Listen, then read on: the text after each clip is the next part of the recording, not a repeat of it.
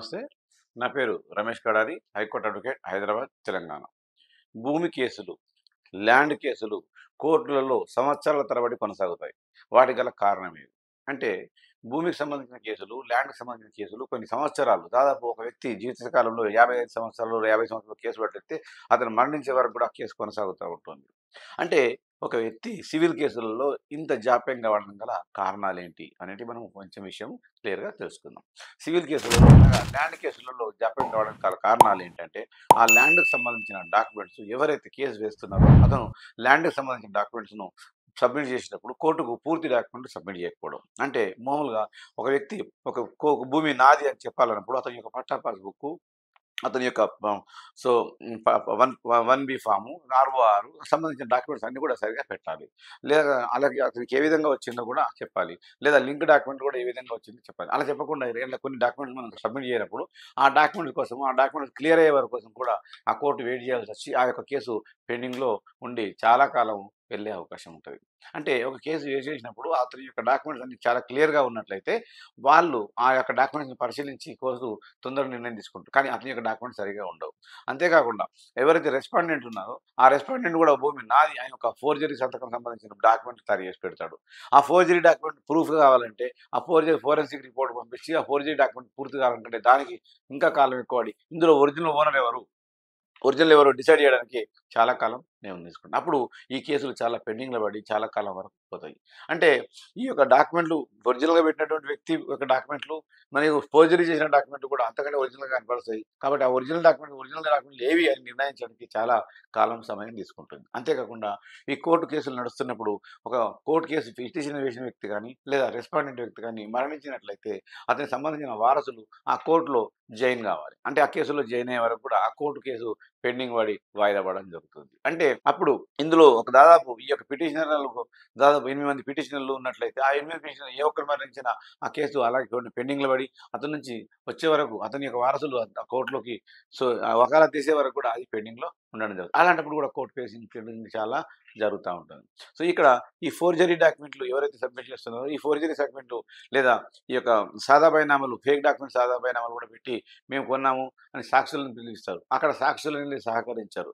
సాక్షులు ఎవరు పిలిచినా సాక్షులు రారు. నాకు దీనిలో క్రిమినల్ పనిష్మెంట్ సాక్షులు రాకపోతే క్రిమినల్ పనిష్మెంట్ లేవు. పోలీసోళ్ళు వాళ్ళని పిలిచి కొట్టేది లేదు, తిట్టేది లేదు. కాబట్టి వాళ్ళు రాకపోయేసరికంటే దాన్ని వచ్చే వరకు వాళ్ళ వెయిట్ చేయడం కోసం కూడా కేసులు చాలా పెండింగ్ పడే అవకాశం ఉంటది. అంటే ఈ సాక్షులు సహకరించకపోయినప్పుడు కూడా ఈ కేసులు చాలా కాలం పెండింగ్‌లో ఉండడం, దాంతోని ఈ సాక్షులు వచ్చే వరకు ఉండడం, లేదా సాక్షులు మరణించడము, లేదా సాక్షి తన సంతకం కాదు అని చెప్పడము, లేదా సాక్షి తన సంతకమైనప్పుడు ఇది నేమ్ పెట్టలేదని చెప్పడము, ఇలాంటి విషయాలలో కూడా ఉన్నప్పుడు వాటిని ఫోరెన్సిక్ రిపోర్ట్ పంపించి దాని యొక్క సంబంధించిన చేయాలంటే ప్రాసెస్ అంతా కూడా దానిలో చాలా కాలం తీసుకుంటుంది. అంతేకాకుండా ఈ కోర్టులు మనకు ఉన్నటువంటి కోర్టులు చాలా తక్కువగా ఉన్నాయి. దానికి సంబంధించిన పబ్లిక్ చాలా ఎక్కువగా ఉన్నారు. సో, కోర్టులు విపరీతమైన బర్డెన్ పెరిగిపోయింది. ఆ విపరీతమైన బర్డెన్‌లలో వాళ్ళు డేట్లు ఇయ్యడానికి మనం కాల్ వరకు 10:30కి స్టార్ట్ అయిందంటే 12:30 వరకు మామూలుగా 1 వరకు కూడా ఒక్కొక్క కోర్ట్‌లో కాల్ వర్క్ కోసమే సరిపోతుంది. అంటే డేట్లు ఇయ్యడానికే సరిపోతుంది. వాళ్ళు చేసేది మళ్ళీ 2 నుంచి 4 లోపల ఎంత చేస్తారు? ఒక కేసు, 2 కేసులు చేస్తే ఆ రోజు గడిచిపోతుంది. అంటే ఈ కేసులన్నీ కంటిన్యూ కావాలంటే, ఈ కేసులన్నీ బెంచింగ్‌కి రావాలంటే, ఈ కేసులన్నీ ఆర్గ్యుమెంట్‌లకు రావాలంటే చాలా చాలా కాలం పడుతుంది. అందువల్ల ఈ కాల్ వర్క్‌లని చాలా టైం గడిచిపోయి, వాళ్ళు కేసులు కూడా చాలా కాలం పెండింగ్ ఉండడానికి అవకాశం ఉంటుంది. అంటే ఈ యొక్క కేసులు పెండింగ్ ఉంటున్నాయి అనడం కారణం సివిల్ కేసులలో ఎలాంటి తొందరపాటు చేసుకోవడానికి వీల్లేదు. కాబట్టి ఇందులో ఎవరు నిర్ణయం తీసుకోవాలంటే కూడా కోర్టు ఒక క్షుణ్ణమైన నిర్ణయం తీసుకోవాలి. అంతేగాని ఏదో ఒక నిర్ణయం తీసుకొని తొందరపాటు పంపించడానికి వీల్లేదు. కాబట్టి ఈ యొక్క కేసులలో జడ్జిలు కూడా చాలా మందికి తక్కువగా జడ్జిలు ఉంటున్నారు. ఆ తక్కువ జడ్జిలలో ఎన్ని కేసులు పడిందంటే ఆ యొక్క కేసులన్నీ పెండింగ్ పడిపోతా ఉన్నాయి. సో, మనం ఇప్పుడు ఎగ్జాంపుల్ ఈ కేసులు పెండింగ్ గల కారణాలు ఏంటంటే ఈ కాల్ వర్క్‌లోనే మనకి ఇంత సమయం పట్టినప్పుడు మనకు ఆర్గ్యుమెంట్‌లోకి టైము, వాళ్ళ యొక్క డాక్యుమెంట్ వెరిఫికేషన్ కోసం టైము ఇవి తీసుకున్నట్లయితే ఈ కాలయాపన అనేది చాలా చాలా ఎక్కువగా ఉంటుంది. అంటే మనం ఒక సివిల్ కేసులు మనం పూర్తి కంప్లీట్ కావాలంటే దాదాపు ఒక్కొక్కసారి 5 సంవత్సరాల నుంచి 30 సంవత్సరాల దాకా కూడా పెండింగ్ జరుగుతుంది. సో, ఇక్కడ పెండింగ్ ఉన్నటువంటి కేసులన్నీ మనం ఆ పెండింగ్ కేసులు చూడాలనుకుంటే మన కొత్త కేసులు వస్తూనే ఉంటాయి కాబట్టి కొత్త కేసులు పెండింగ్ కేసులు అన్న ఉద్దేశంతోని ఇవి లాంగ్ టర్మ్ పెండింగ్‌కు అవకాశం ఉంటుంది. కాబట్టి ఈ యొక్క సివిల్ కేసులు పెండింగ్ అవ్వడం కారణాలలో ముఖ్యంగా ఉద్దేశ్యం ఏంటంటే ఈ యొక్క ఎవరైతే పిటిషనర్స్ ఉన్నారో లేదా రెస్పాండెంట్స్ ఉన్నారో సరైన విధానంగా రెస్పాండ్ కాకపోవడము. సో ఒకసారి దాని తర్వాత తర్వాత డేట్లు తీసుకోవడము, తర్వాత సో ఐఏలు వేయడము, ఆ ఐఏతో మనం టైం పాస్ చేయడము. సో ఈ ఒక్కసారి ఐఏ వేసారంటే ఐఏ క్లోజ్ అయ్యే వరకు ఈ మెయిన్ కేస్ అట్లనే ఉంటది.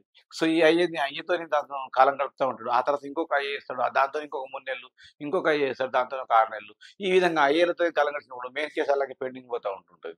అంటే కాలయాపన చేయాలనే ఉద్దేశంతో ఎవరైతే అక్రమ కబ్జాదారులు ఉన్నారో, అక్రమ కబ్జాదారులు టైమ్ పాస్ చేసి, ఆ యొక్క జడ్జి‌ని ట్రాన్స్‌ఫర్ అయ్యే వరకు కూడా ఈ కేసు క్లోజ్ కావద్దని కూడా ఆలోచించే వాళ్ళు కూడా ఉన్న ఈ రోజులలో సో కేసులు పెండింగ్ కూడా లేవు అంటే కారణం ఏంటిది? ఇలా పెండింగ్ జరుగుతా ఉంటాయి. అంటే సో ఈ యొక్క సివిల్ కేసులు పెండింగ్ కారణాలకు ఇంతే కాకుండా ఈ కారణాలలో మనము ఈ పిటిషన్‌లలో కూడా చాలా మటుకు లోపాలు ఉండడము. ఈ పిటిషన్స్ ఏవైతే పిటిషన్ ఇస్తున్నారో వాటి యొక్క తర్వాత కూడా వాళ్ళు తర్వాత రెస్పాండ్ కాకపోవడం కూడా చాలా మటుకు మీరు డిస్మిస్ ఫర్ డిఫాల్ట్ అయ్యే అవకాశం ఉంది. అంటే ఈ సివిల్ కేసుల్లో పెండింగ్ కావడానికి చాలా కారణాలు. ఈ కారణాలు కాకుండా ఇంకా కారణాలు మనం చెప్పుకున్నట్లయితే ఎవరైతే కేసు వేస్తున్నారో, తర్వాత ఎవరైతే రెస్పాండెంట్ ఉంటున్నారో, ఆ రెస్పాండెంట్ వాళ్ళు కూడా సరైన విధానంగా సంప్రదించినప్పుడు వాళ్ళకి పనిష్మెంట్ లేవు కాబట్టి ఈ విధంగా పెండింగ్ అయ్యే అవకాశం ఉంది. ఇంకేమైనా డౌట్లు ఉన్నట్లయితే మీరు నన్ను డైరెక్ట్‌గా కూడా సంప్రదించొచ్చు. కోర్ట్ అవర్స్‌లో కాకుండా సాయంత్రం అవర్స్‌లో గానీ, మార్నింగ్ అవర్స్‌లో గానీ సంప్రదించండి. నా యొక్క కాంటాక్ట్ నంబర్ 98481206 థాంక్ యూ.